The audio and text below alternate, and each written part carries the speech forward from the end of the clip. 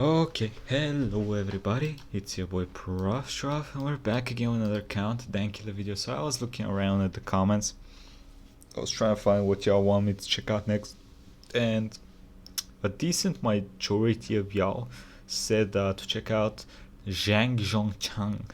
So that's what we're doing. Today we're gonna be checking out the Dogmeat General Zhang Zongchang. I don't know how accurate I pronounce that shit, probably not. But we shall see what the fuck this History dude's about. provides me with no shortage of mad lads who That's have true. more than earned their title, but in this instance, we have a warlord. Now, that alone already makes someone quite a mad lad, but what makes this one special is he was probably one of the first ever shit posters, and he had a really fucked up sense of humour. I'm going to pronounce every single name in this video wrong. The Dogmeat General, Zhang Zongchang.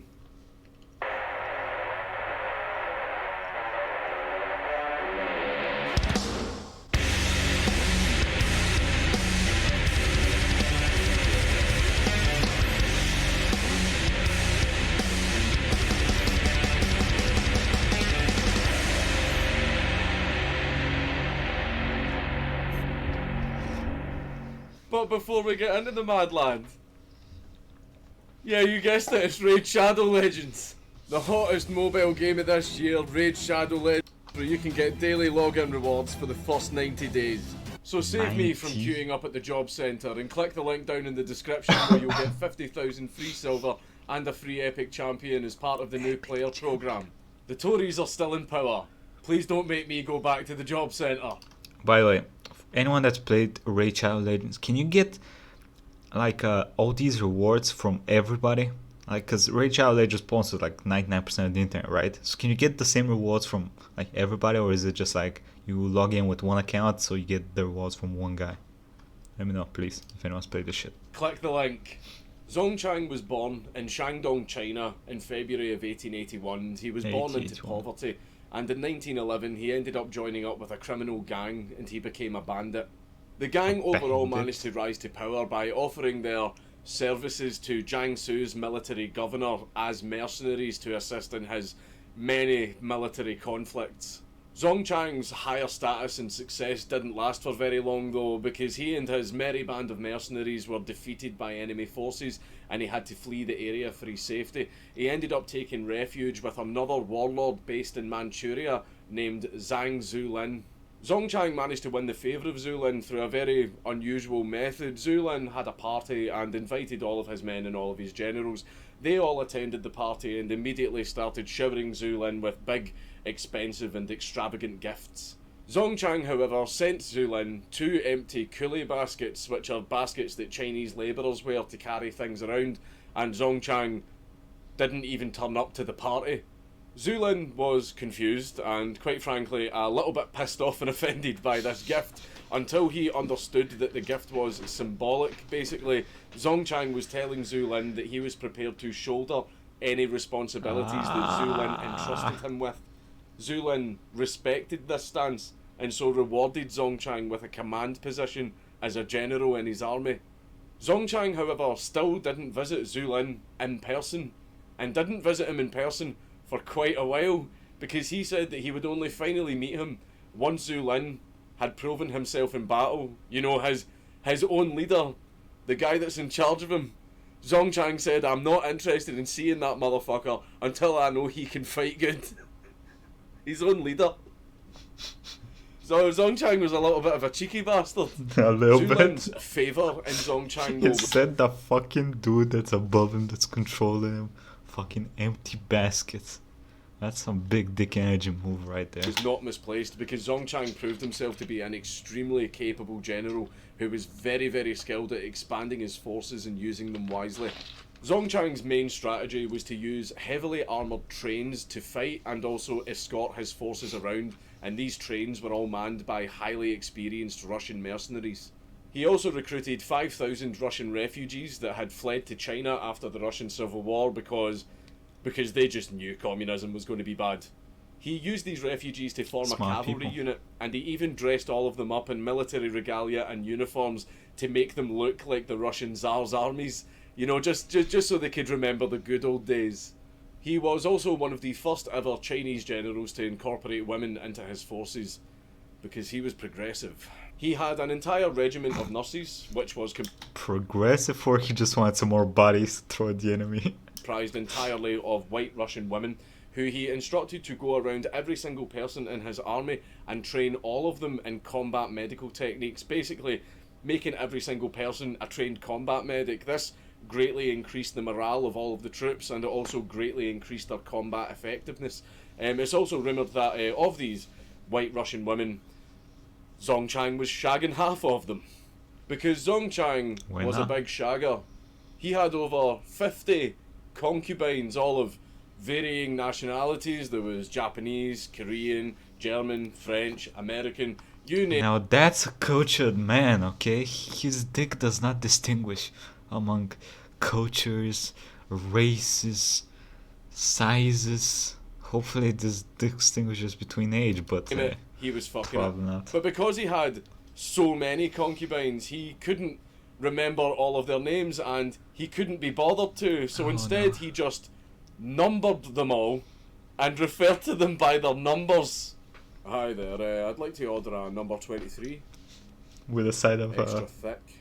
And Zongchang really didn't like people messing around with his concubines, apart from one instance when Zongchang found out that one of his own officers was having an affair with one of his concubines. When Zongchang... Can we call it an actual affair? When you have like 60...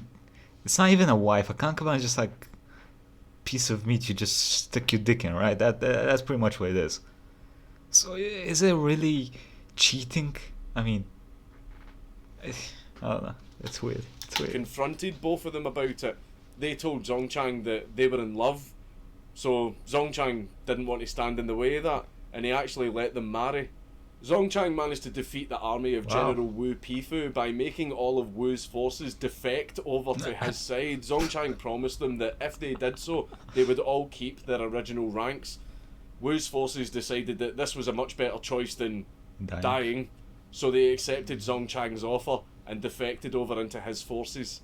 After this event, Zongchang decided to do a mass promotion ceremony for all of these new soldiers that had defected into his ranks, and also all of his own officers. The only problem was there wasn't enough gold and silver metal to make all the little silver and gold stars that he needed to put on their uniform to promote them and represent their rank.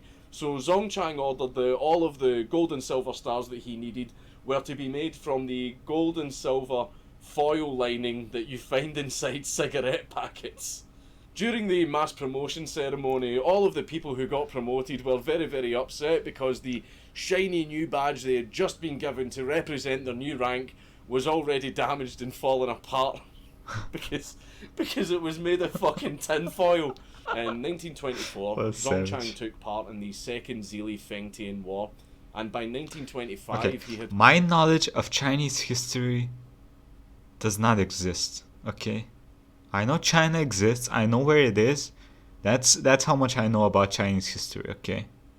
So I conquered all of Shanghai and Nanjing in the name of his commander Zuolin. Zuolin rewarded Zongchang by appointing him as military governor and warlord of Shandong. So what I'm going to do now is I'm just going to list a few things that Zongchang did while he was a warlord, just so that you can have a better understanding as to why this man is an absolute mad lad. He got the nickname the Dogmeat General not for the reason that you think. There's a popular gambling game in China called Pai Gao, which translates into eating dog meat, and Zongchang was a serious gambler, and this was his favourite game that he always played. So that's how he got that nickname. He also earned the nickname the Three Don't Knows, because he didn't know how big his army was, he didn't know how much money he had, and he didn't know how many concubines he had. He was also very well known for bringing his very elderly mother around with him everywhere he went, and he would use her as counsel, and he would value her advice over everyone else's. During a military campaign, Zongchang made a promise to his people that he would win this battle or come home in a coffin. Unfortunately, Zongchang lost the battle, but he was still alive. In the coffin. So Zongchang had his soldiers parade him through the streets while he lay in a coffin, smoking a large cigar. One time, there was a drought in Shandong, and it was causing great suffering to its people. And so Zongchang decided to pay a visit to the Temple of the Storm God, a holy and sacred place that contains the statue of the Storm God, who is also called... When did this become an RPG? The Storm God? The dragon's gonna come out, my boy's gonna eat that shit? Zhang. It's a place where many of the people of Shandong had gathered to kneel before the statue, bring it offerings, and pray and beg for the Storm God Zhang to bless them with rain and end their suffering. A most holy and sacred place, deeply embedded in Chinese culture. Zongchang, however, had a different approach. He walked into this most holy and sacred of sites and walked towards the worshippers who had gathered around the statue, all on their knees, pleading and praying for Zhang, the Storm God, to bless them with rain. Did he piss on them? Oh no, please tell me he did not piss on them or some shit like that. Please, please, please. Suffering. Zongchang moved past the worshippers gracefully, making sure that he didn't disturb any of them during this most, holy of rituals. And he walked up and stood before the statue of Zhang, Lord of Storms, Bringer of Rain, Ruler of the Skies. And Zongchang, I'm just going to read this from here, just to make sure that I get this correct, slapped the statue across the face and yelled, "Fuck your sister! How dare you make Shandong's people suffer by not giving us rain?" The next day, Zongchang ordered that his entire artillery regiment were to fire into the sky until it rained. It rained the next day. What? This lucky piece of shit. What would it do if it didn't rain? So gave birth to another of Zongchang's many nicknames, Thunder God? 72 Cannon Chang. When Zongchang seen a basketball game for the very first time, he was very confused about the rules and he didn't really know what the game was about. So he shouted loudly, "Why the hell are they all fighting over a single ball? We're the hosts, are we seriously this poor?" He then ordered that each player be given their own ball, and they were. Nobody really had any idea what to do, so everyone just sort of ran around the court dribbling their own ball. Zongchang would very often travel to Shanghai with his officers and also his commander Zuolin's son, who had become one of his closest friends, where they would all get fucked up on opium and bang hookers. Yes, lads, warlords on tour! Okay, why does he bang hookers? He has like fucking 2 million concubines. Why the hookers, brother? Warlords on tour! I was saying warlords on tour, babe. I'm going to Shanghai. I'm going to smoke a fuck ton of opium and bang hookers. That's what you took away from that.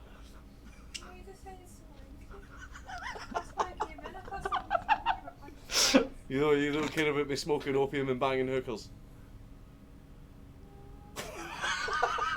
Zongchang also found himself involved and profiting heavily from the opium trade. This resulted in a rather infamous incident that happened in 1925 in Zongchang's headquarters. A group of Zongchang's officers all started arguing with each other over who would get the largest share out of an opium deal that they all just did. It resulted in a gunfight that left 3 of them dead.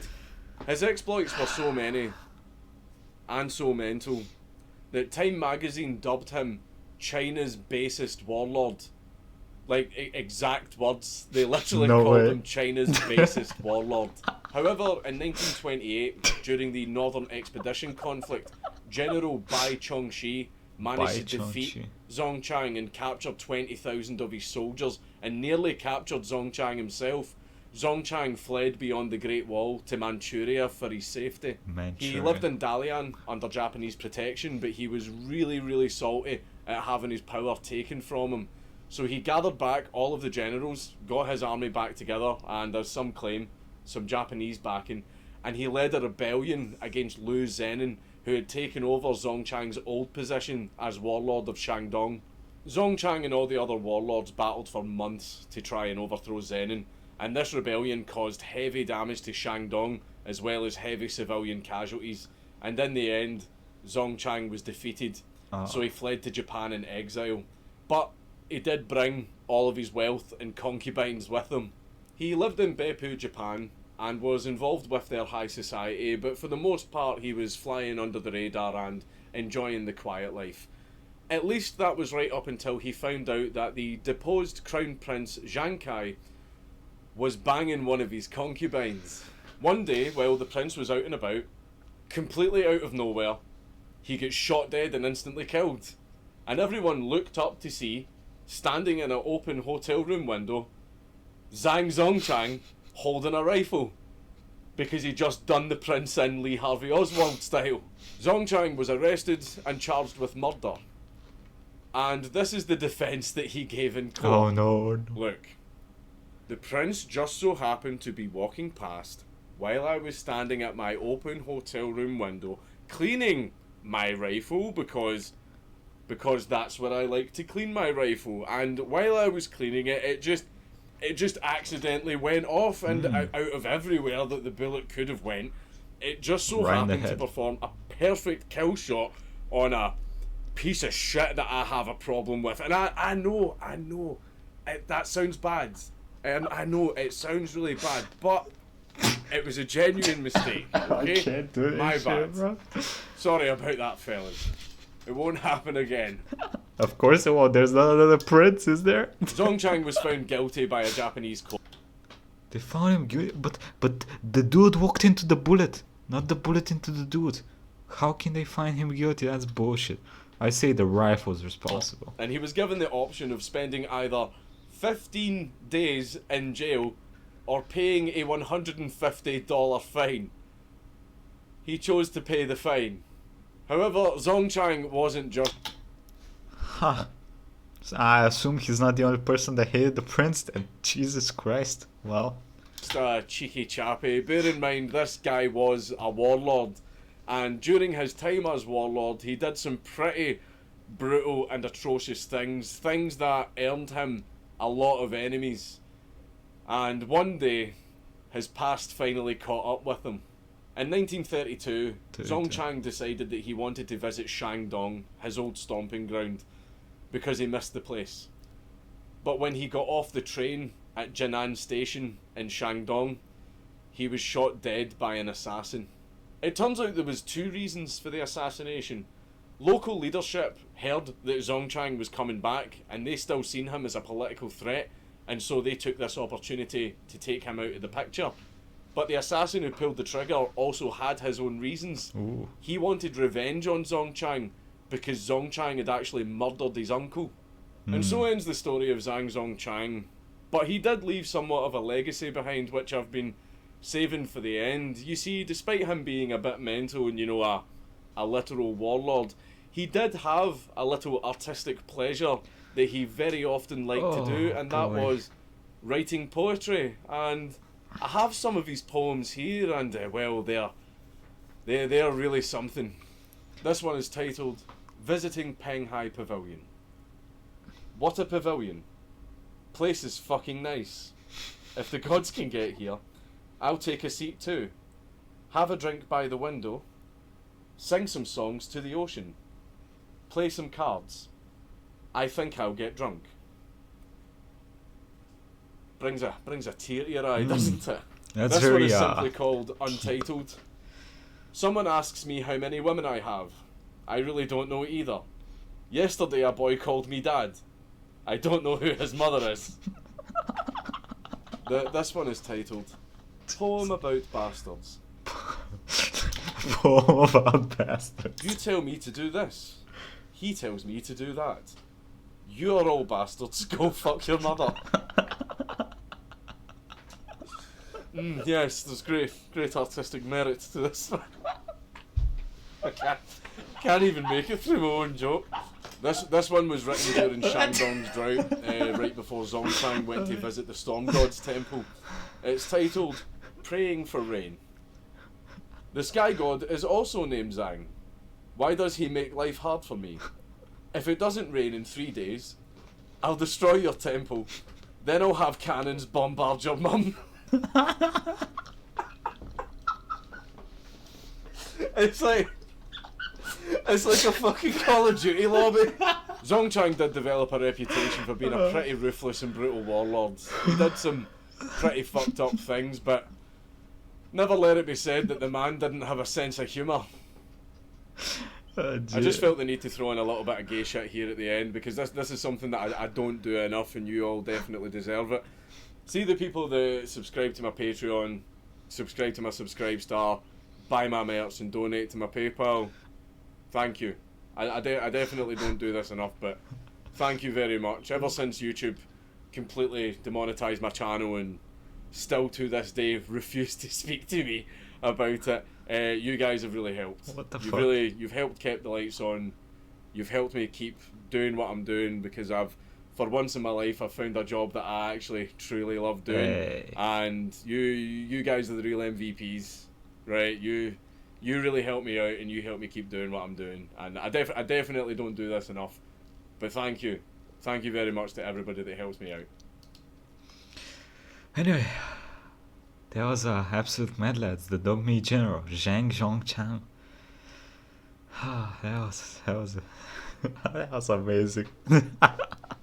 Yo, the poetry was like the icing on the cake. Wow. Anyway, let me know what y'all think. Like, comment, subscribe. I'll see you next time, buddy. Have a nice fucking day.